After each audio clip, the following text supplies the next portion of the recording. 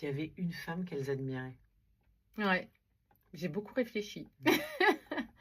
En fait, j'ai réfléchi à pas mal, en fait, tout le monde va te dire, Simone Veil, et cetera. Et moi, j'ai pensé à une, femme, en 55, donc Rosa Parks. Mmh.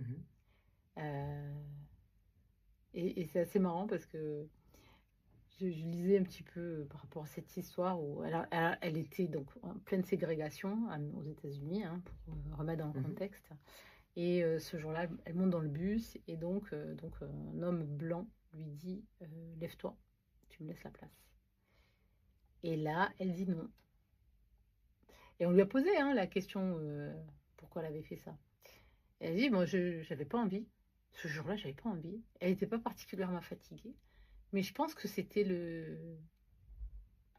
ce jour-là où il fallait que voilà, elle en avait marre de tout ça. Elle en avait marre. Et pour moi, ça, c'est une femme,